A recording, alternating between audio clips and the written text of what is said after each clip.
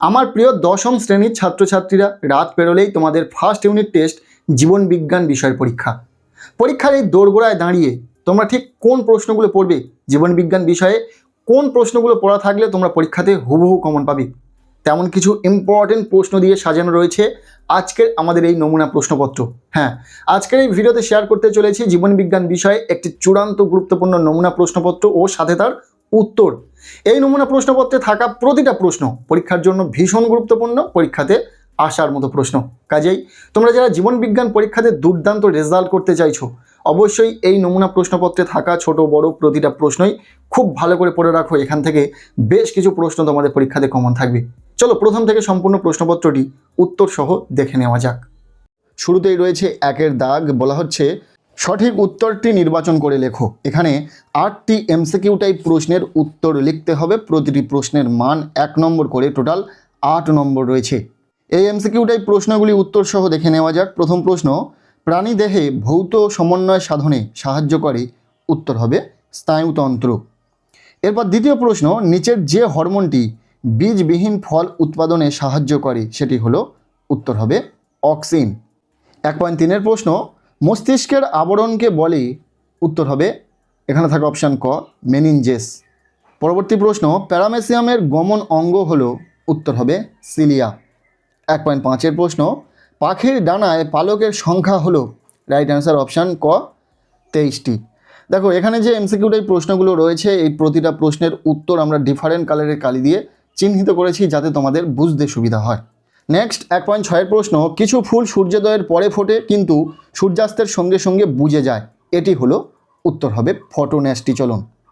1.7 প্রশ্ন, কোন দশায় অবস্থানকালে কোষ বিভাজিত হতে পারে না, উত্তর হবে G0 দশা।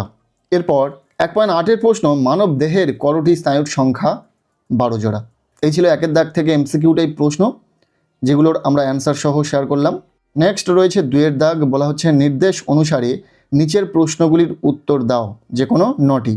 এখানে 9টি এসএকিউ টাইপ প্রশ্নের উত্তর লিখতে হবে। প্রতিটি প্রশ্নের মান 1 নম্বর করে, টোটাল 9 নম্বর রয়েছে।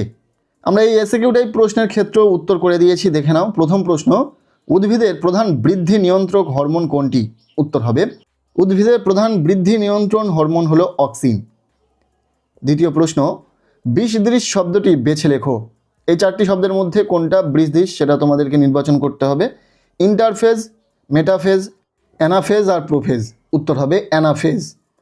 2.6 প্রশ্ন, বন চারাল উদ্ভিদে ড্যাশ চলন দেখা যায়, ইম্পর্টেন্ট একটি প্রশ্ন, উত্তর হবে প্রকরণ। পরবর্তী প্রশ্ন, কৃত্রিম উদ্ভিদ হরমোনের একটি ভূমিকা লেখো, উত্তর হবে অপরিণত ফলের অকাল মোচন রোধ করে। নেক্সট, ডিএনএ এর সম্পূর্ণ নাম কি, উত্তর হবে ডিঅক্সিরাইবো নিউক্লিক অ্যাসিড। পরের প্রশ্ন, উদ্ভিদের বংশগত খর্বরতা দূর করে কোন হরমোন, উত্তর হবে জিব্বেরেলিন। এরপর একটি সত্য মিথ্যা রয়েছে, বলা হচ্ছে প্যারামেসিয়ামের গমন অঙ্গ হলো ফ্ল্যাজেল্লা, উত্তর হবে মিথ্যা। আর শেষ যে এসএকিউ টাইপ প্রশ্নটি রয়েছে সত্য মিথ্যা, মানুষের দেহকোষে অটোজোমের সংখ্যা 44, উত্তর হবে সত্য।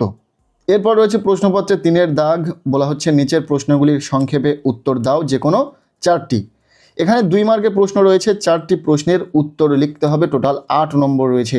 এখানে আমরা উত্তর সহ প্রতিটা প্রশ্ন দেখে নেব যে প্রশ্নগুলি পরীক্ষাতে আসতে চলেছে।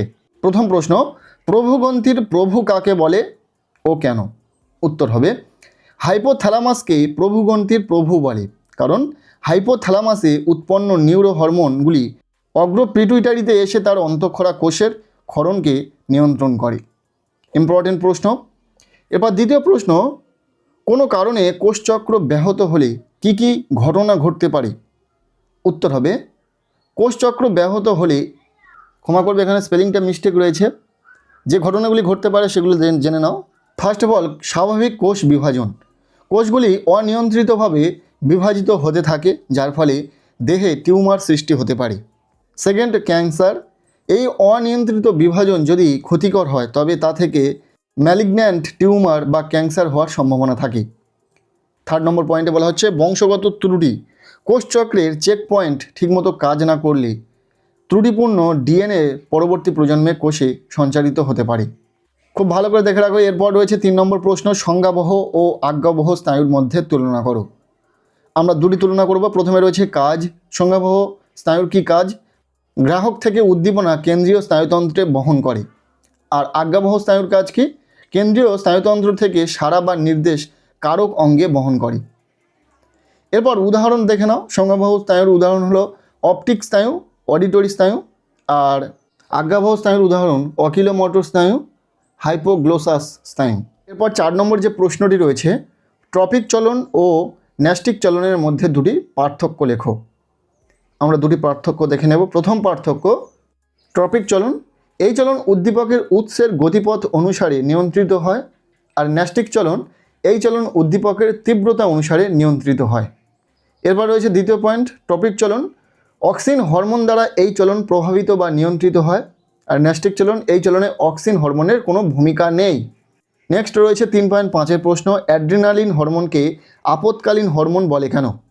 উত্তর হবে, রাগ, ভয়, দুশ্চিন্তা বা আনন্দের মতো চরম উত্তেজনার সময় অ্যাড্রিনালিন হরমোন দ্রুত ক্ষরিত হয়ে রক্তচাপ বৃদ্ধি, হৃদস্পন্দন নিয়ন্ত্রণ করে।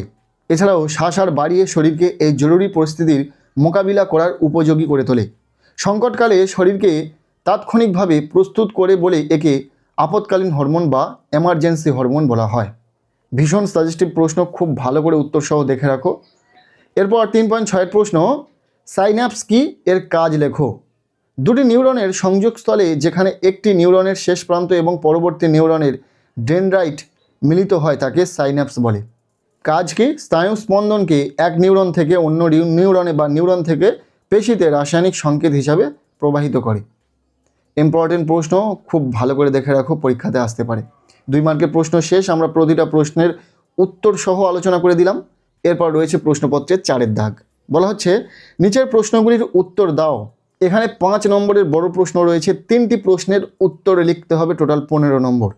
ফার্স্ট অফ অল আমরা প্রতিটা প্রশ্ন দেখে নেব, আর যে প্রশ্নগুলো এখানে দেখতে পাবে সেই প্রতিটা প্রশ্ন তোমরা খুব ভালো করে পড়ে নেবে।